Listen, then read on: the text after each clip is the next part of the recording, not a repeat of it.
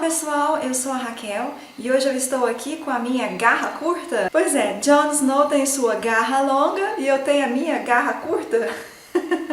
No oitavo episódio da quinta temporada, Jon Snow usa sua espada garra longa, feita de aço valeriano, para derrotar um caminhante branco. E é então que ele descobre que as espadas de aço valeriano têm contra os caminhantes brancos o mesmo poder que vidro de dragão. Quem são os outros personagens de Game of Thrones que também possuem uma espada de aço valeriano? Além de Jon Snow, há também a Brienne e alguma pessoa lá em Porto Real que deve ter ficado com aquela espada de Joffrey. E na sexta temporada, o Sam rouba a espada de aço valeriano do pai. Certamente esses personagens que possuem espadas de aço valeriano desempenharão um papel fundamental na batalha contra os White Walkers na sétima temporada, não é mesmo? Também quero chamar a atenção de vocês para um outro detalhe. No final da batalha em Durolar, o rei dos White Walkers levanta suas mãos e ressuscita todos os corpos dos selvagens mortos na batalha, que agora surgem como Whites de olhos azuis. Anteriormente, também tivemos a oportunidade de observar esse mesmo rei dos caminhantes brancos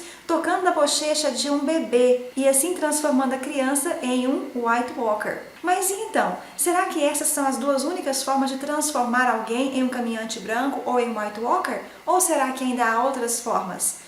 Por exemplo, não sei se vocês observaram, mas na cena em que o caminhante branco tenta capturar o bebê de Gilly, antes de ele chegar ao bebê, quando ele está assim já um pouco próximo, os olhos da criança já começam a ficar em um tom meio azulado. E aí, será que apenas pelo fato de um caminhante branco estar perto de uma criança, ela pode também já virar um caminhante branco?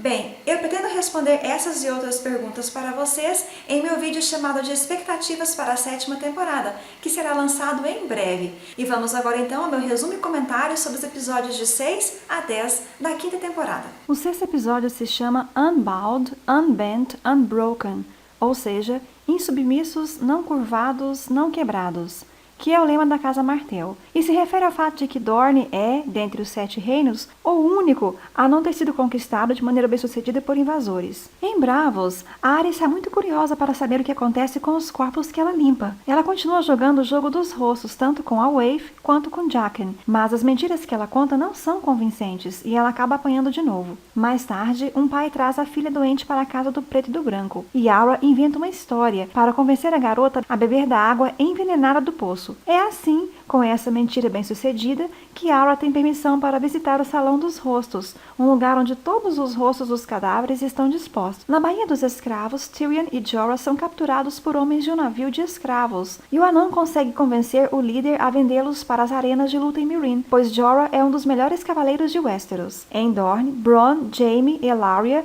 e as Serpentes da Areia estão nos Jardins de Água, cada um deles tentando chegar primeiro até Myrcella. Porém, os planos de todos resultam em um fiasco total, porque Doran manda prendê-los. Vou aproveitar a oportunidade para dizer já, eu não gostei da maneira como apresentaram o príncipe Doran, ou seja, como um homem fraco, sem visão estratégica, o que é bem diferente do personagem nos livros. E achei ridícula as cenas de luta envolvendo as Serpentes de Areia com Jaime. Só gostei das locações, que são lindas. A cena de luta neste episódio, por exemplo, foi filmada no Palácio Real Alcázar de Sevilha, na Espanha, um local que é considerado como um patrimônio mundial pela Unesco. Enquanto isso, em Porto Real, Mindinho convence a rainha de que ele e o Vale estão do lado dela e que os Bolton traíram os Lannisters ao arranjarem o casamento de Sansa com Ramsay. Olenna Tyrell retorna à capital ao saber da prisão de Sir Loras e tenta convencer Cersei a soltar o neto, mas a rainha diz que não tem nada a ver com o assunto, já que foi a fé militante que prendeu o rapaz. Então, Olenna lhe recorda que suas ações estúpidas estão colocando em risco a aliança entre Lannisters e Tyrells, que são os responsáveis por abastecer Porto Real com comida. Mais tarde, Loras é julgado culpado por seu crime de ser um homossexual, devido ao testemunho de Oliver. O rapaz também revela que Margaery sabia dos atos do irmão, assim contradizendo o testemunho que a moça acabara de dar. Então, ela também é presa, para desespero do rei. Em Winterfell, Sansa se casa com Ramsay. Notem que ao levar Sansa para o altar, Theon está usando as mesmas roupas que o Robb usara no casamento vermelho e que certamente foram retiradas do corpo dele por Roose Bolton. Após o casamento, Ramsay ordena que Theon permaneça no quarto enquanto rasga o vestido de Sansa e estupra a esposa. Para mim, não fez o menor sentido a trama ter trazido a Sansa de volta ao Winterfell somente para fazê-la sofrer mais. enquanto parecia que ela estava realmente crescendo e se tornando uma jogadora habilidosa devido às instruções de Mindinho. Nos livros, é bastante provável que Sansa de fato vá parar em Winterfell, mas isso se dará de uma forma bem mais distinta, porque ela ainda está no Vale e está de casamento arranjado com Harold Harding, que é primo de Robert Arryn. E o plano de Mindinho é que a moça revele sua identidade após o casamento, quando então ela terá tudo: Harold, o Vale e o Winterfell. Já o Ramsay dos livros se casa com Jane Poole, uma velha amiga de Sansa, que foi forçada a se passar por Aura, mas que Theon sabe não ser. Enfim, a personagem era outra, mas isso não muda o fato de que nos livros, Jane Poole também foi estuprada por Ramsay em sua noite de núpcias, porém de forma ainda mais brutal. Primeiro, Ramsay obriga Fedor a fazer sexo oral nela para deixá-la pronta para receber o marido. Fica também assim meio implícito que o Ramsay forçou a esposa a fazer sexo com um de seus cães. Muitas pessoas ficaram indignadas com a cena de estupro mostrada na série, mas eu preciso dizer para vocês que isso não se assemelha nem à 10ª parte dos horrores retratados nos livros. A maioria das cenas de nudez e sexo apresentadas refletem experiências terríveis de estupro, pois demonstram a violência que as mulheres eram submetidas, fornecendo um retrato bem mais fiel da realidade na época. Para vocês terem uma noção, por exemplo, O Senhor dos Anéis também se passa em uma época semelhante à Idade Média, porém, pelo menos até onde eu sei, não há uma cena sequer de estupro nos livros. O 7º episódio se chama The Gift, ou seja, o presente, e se refere ao fato de que Tyrion foi sequestrada por Jorah para ser um presente para Daenerys. Na muralha, Sam entrega a Jon algumas armas feitas com vidro de dragão, antes do amigo partir rumo a Dorolar com Tormund, um grupo de patrulheiros e alguns selvagens. Já Maester Aemon está muito mal e por fim morre de velhice. Afinal, ele tem mais de 100 anos. Depois do funeral, Gilly é atacada por 2 irmãos da patrulha que desejam estuprá-la, mas Sam e Fantasma conseguem salvá-la a tempo. Depois, enquanto trata dos ferimentos de Sam, Gilly resolve manter uma relação sexual com ele. Curiosidade para vocês: a breve cena em que Fantasma defende Gilly e Samuel teve de ser filmada em Calgary, no Canadá. Durante a 5ª temporada, Fantasma foi interpretado por um lobo treinado de verdade, chamado Quigley. A princípio, eles queriam levar Quigley de navio para a Irlanda do Norte. Porém, devido a várias restrições feitas quanto ao transporte de animais grandes, eles decidiram que era muito mais fácil levarem os atores de avião até o Canadá para filmarem com o Quigley. O mesmo aconteceu na 3ª temporada, quando os atores que interpretam Brienne e Jaime tiveram de viajar até os Estados Unidos para filmar com o urso Bart. Em Winterfell, Sansa implora a Theon que a ajude, pois Ramsay a tem mantido presa no quarto e procura por ela todas as noites. A garota diz-lhe que eles ainda têm amigos no norte e pede-lhe para acender uma vela no topo da torre partida, conforme instruíra Brienne. Porém, em vez de fazer isso, Fedor conta a Ramsay do plano da moça, que esfola a velhinha responsável por lhe dar aquela mensagem. Enquanto isso, as tropas de Stannis acampam durante uma violenta tempestade de neve, que faz cavalos morrerem e homens desertarem. O rei está incerto de sua vitória sobre o Winterfell, mas Melisandre o tranquiliza, dizendo que viu seu futuro nas chamas. Para garantir o sucesso, ela sugere então que Shireen seja sacrificada. Em Dorne, Myrcella é levada à presença de Jaime e se nega a voltar com ele para Porto Real, pois está apaixonada por Trystane. Já Bronn foi ferido no braço por Tien, que usou veneno em suas adagas, de forma a matar o cavaleiro vagarosamente. Ela, por fim, lhe dá o antídoto, porém apenas após Bronn lhe assegurar que ela é a mulher mais linda de todo mundo. Em Porto Real, Olenna tenta sem sucesso convencer o Alto Pardal a libertar seus netos. Mais tarde, ela se encontra com Mindinho, que promete entregar-lhe Lancel Lannister, que será a chave para a queda de Cersei. Enquanto isso, o rei Tommen deseja ardentemente que a mãe faça alguma coisa por Margaery, que o garoto ama, mas a mãe ilude o filho com promessas vãs. Mais tarde, a rainha chega a visitar Margaery, apenas para se comprazer em ver a garota onde está. Ao sair, Cersei é confrontada pelo Alto Pardal e pelo primo Lancel, sendo depois também aprisionada em uma cela. Toma, Cersei! Em Meereen, Tyrion convence a todos de que ele e Jorah são uma dupla e, portanto, devem ser vendidos juntos. Já Daario pede a Daenerys que se case com ele e não com Isdar. Ele também sugere que no dia em que as arenas de luta forem reabertas, ela deveria unir todos os mestres e matá-los. A ideia é boa, mas a rainha fica um pouco relutante quanto à reputação que isso dará a ela. Depois, ela é obrigada a assistir a algumas lutas em arenas menores, que vão revelar os campeões dignos de lutar nas arenas maiores, ficando muito impressionada com um homem que consegue derrotar seus oponentes sem matá-los. Trata-se de Ser Jorah, que revela sua identidade ao fim da luta e lhe apresenta seu presente, o anão Tyrion Lannister. O 8º episódio se chama Hard Home, ou seja, Duro Lar, e trata-se de um local de mesmo nome, além da muralha, para onde Jon vai em uma missão de resgate aos selvagens, porque se milhares de pessoas morrerem do lado de lá da muralha, isso quer dizer que eles poderão renascer como Whites depois. Apesar de a série não ter explicado isso direito, Jon e os patrulheiros vão a cavalo para a Atalaia Leste do mar, e depois seguem para Duro Lar com os navios de Stannis, que estavam atracados na costa. Em Meereen, Tyrion convence a rainha de que ela necessita de seus conselhos, porque ela não tem muita experiência com política, e seus conhecimentos práticos de Westeros são limitados. O anão também a orienta a poupar a vida de Jorah e mandá-lo de volta para o exílio. O cavaleiro, então, considera seu fim próximo devido à escama gris e decide oferecer seus serviços a Yssan, prometendo-lhe levar seu grupo de lutadores à grande arena e ganhar o torneio da rainha. Mais tarde, Daenerys conta a Tyrion sobre suas ambições em relação ao Trono de Ferro, e o anão lhe diz que a rainha provavelmente não contará com nenhum apoio das grandes casas de Westeros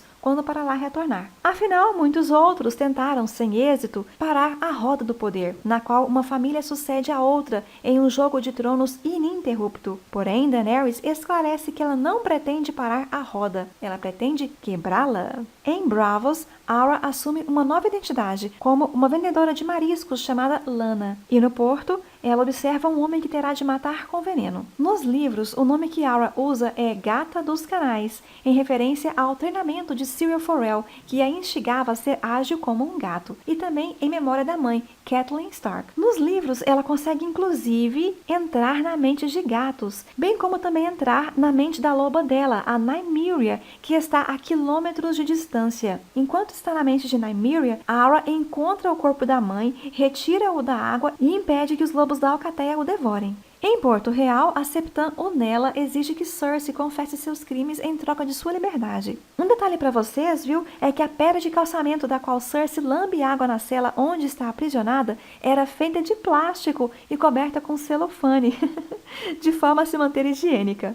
Enfim, mais tarde, Qyburn visita a antiga rainha na cela, informando-lhe de que ela será julgada pelos crimes de fornicação, traição, incesto e também pelo assassinato do rei Robert. Já tio Kevan retorna à capital para servir como mão do rei. No norte, Sansa confronta Theon sobre sua recente traição, e o rapaz acaba revelando sem querer que Bran e Rickon estão na verdade vivos. Enquanto isso, Roose Bolton acredita que a melhor forma de derrotar Stannis é esperar por ele dentro do castelo, fazendo com que o exército do rei morra de fome do lado de fora, pois o Winterfell possui suprimentos para aguentar 6 meses de sítio. Já Ramsay pensa diferente e pede ao pai apenas uns 20 bons homens para derrotar Stannis. Enquanto isso, Jon e seu grupo chegam a Duro Lar e tentam convencer os selvagens remanescentes a se unirem a eles em sua luta contra os White Walkers. É uma conversa difícil porque os selvagens sempre consideraram os homens da patrulha seus inimigos, e as coisas não ficam mais fáceis quando Jon admite ter matado pessoalmente Mance Rayder.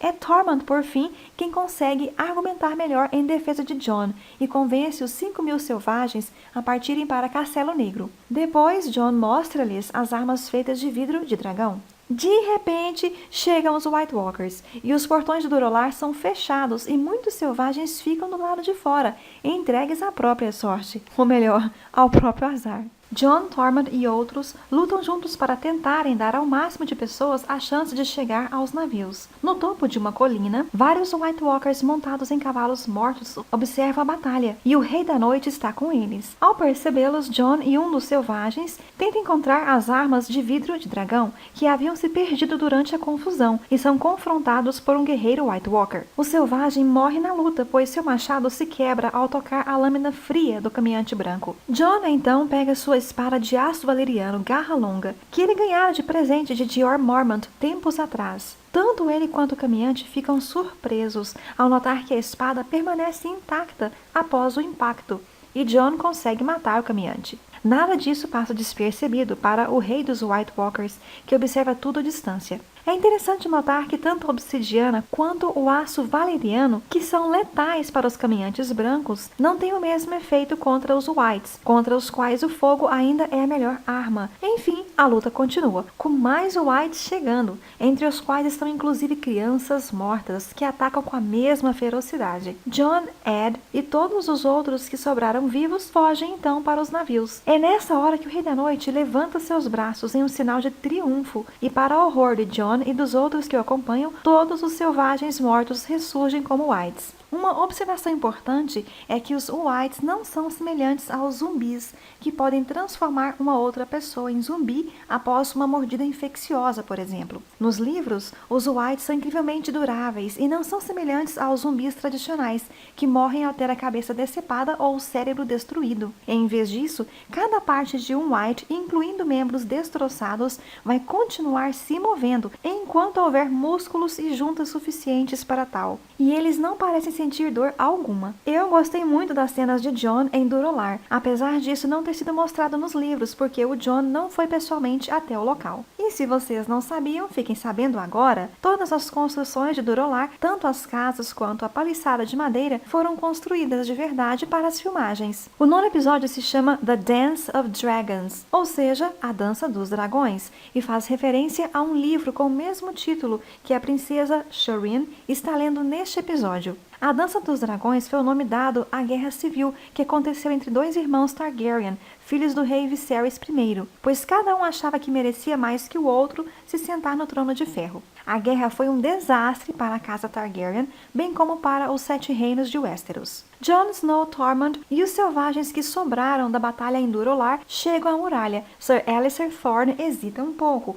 mas acaba deixando os antigos inimigos entrarem. Entre os milhares de selvagens há mulheres, crianças e até um gigante. Enquanto isso, Ramsay Bolton lidera um ataque ao acampamento de Stannis, queimando tendas, suprimentos de comida, armas e causando a morte, inclusive de cavalos. Em uma medida um pouco desesperada, Stannis ordena então que os homens que estavam de sentinela sejam executados e que a carne dos cavalos mortos seja utilizada como comida. Ele envia Davos de volta à muralha com a desculpa de que ele precisa convencer Jon a enviar-lhes mais comida. Porém, na verdade, o que ele deseja é afastar o cavaleiro, para que ele não o impeça de fazer o que planeja. Antes de partir, porém, Davos visita a princesa e lhe dá um pequeno servo de madeira de presente. Mais tarde, em uma cena de horror grotesco, a princesa Shireen é queimada viva, apesar de seus gritos de socorro para que seus pais a salvem. Porém, ninguém faz nada. A garota é sacrificada para que o Senhor da Luz dê um fim à nevasca que ameaça matar todo o exército de Stannis de fome. Eu achei essa cena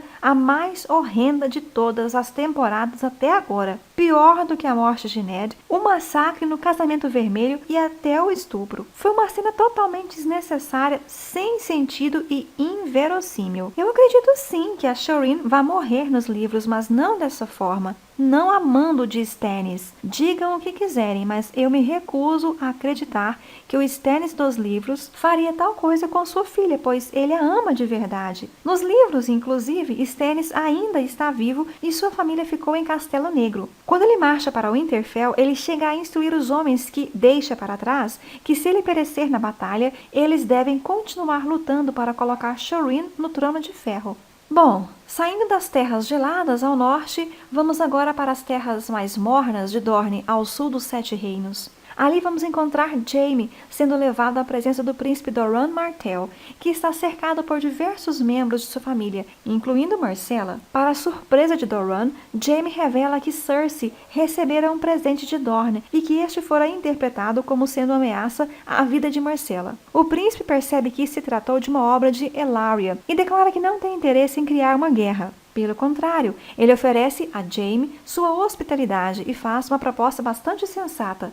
Myrcella irá retornar para Porto Real na companhia de Jaime, juntamente com Trystane, que irá ocupar no pequeno conselho o cargo que fora prometido por Tywin a Oberyn. Já em Braavos, Arya está disfarçada de Lana mais uma vez, vendendo seus mariscos e ostras e a caminho do homem magro, a quem ela deve matar com ostras envenenadas.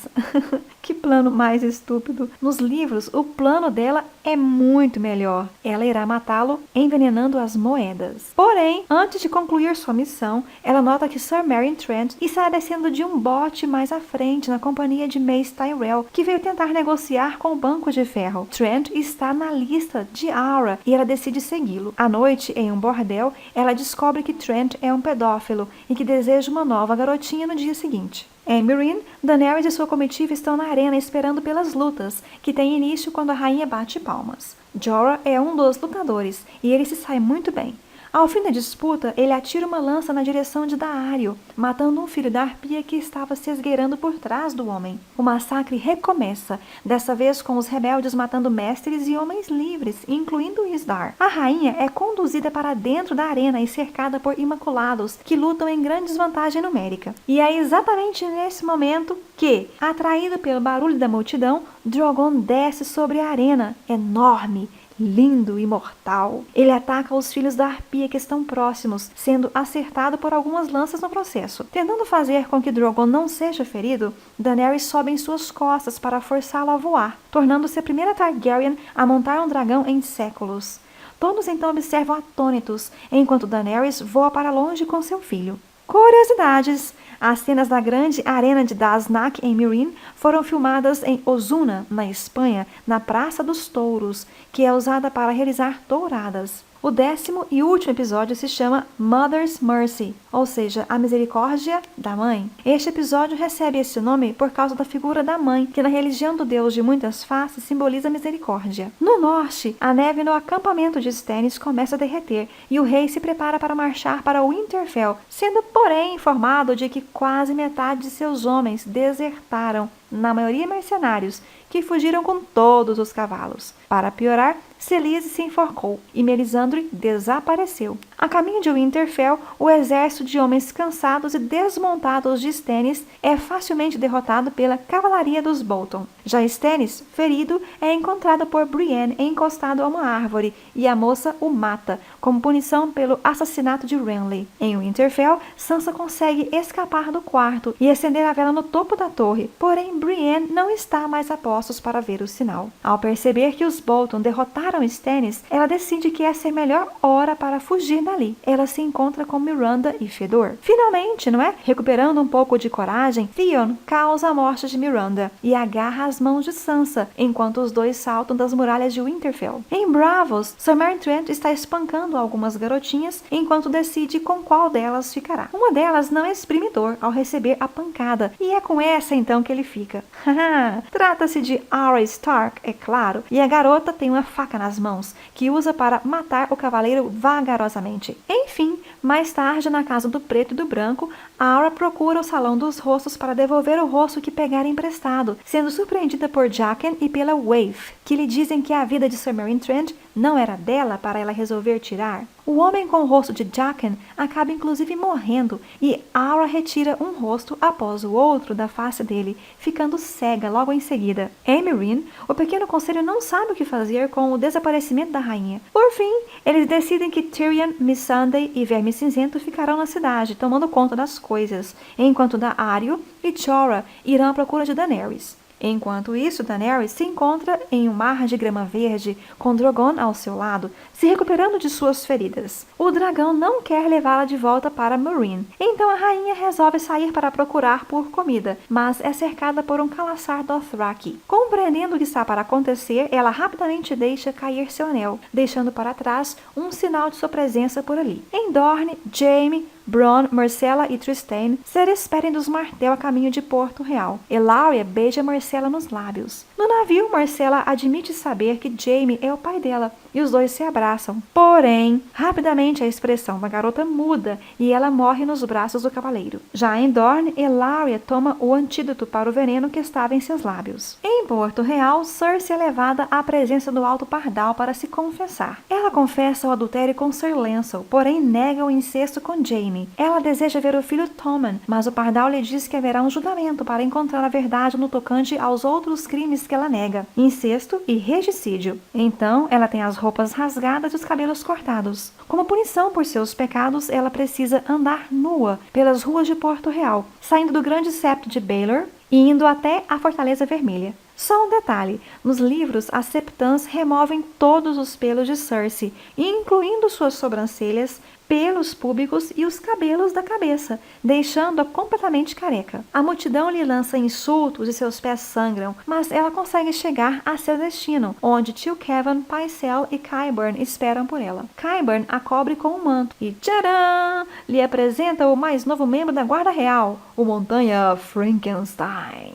Na muralha, Jon conta a Sam o que ele presenciou em Durolar e pede ao amigo que vá até a cidade velha para estudar e substituir Aemon como o Maester da patrulha. Naquela noite, Olly, o intendente de Jon, chega e lhe diz que um selvagem tem notícias sobre seu tio Benjen. E Jon segue o menino, apenas para encontrar um grupo de irmãos da patrulha juntos a uma placa onde está escrito traidor. Um a um, então, os homens começam a esfaquear Jon, traindo o comandante. O último golpe é desferido pelo próprio Olly, e os homens deixam Jon largado ali na neve, morrendo sozinho. Essa cena em que Jon Snow é esfaqueado várias vezes por seus irmãos da patrulha se assemelha muito ao assassinato de Júlio César na Roma Antiga, quando o homem foi morto após múltiplas facadas de seus irmãos senadores, incluindo de seu amigo Brutus, que, assim como Olly, estava com os olhos marejados de lágrimas ao desferir o golpe final. É isso aí então, pessoal. Se vocês gostaram do vídeo, não se esqueçam de curtir e compartilhem também esse vídeo com todos aqueles seus amigos que gostam de Game of Thrones, Idade Média, política e assim por diante. Se você também é novo aqui no canal, não se esqueça de se inscrever. E até o próximo vídeo então. Tchau, tchau!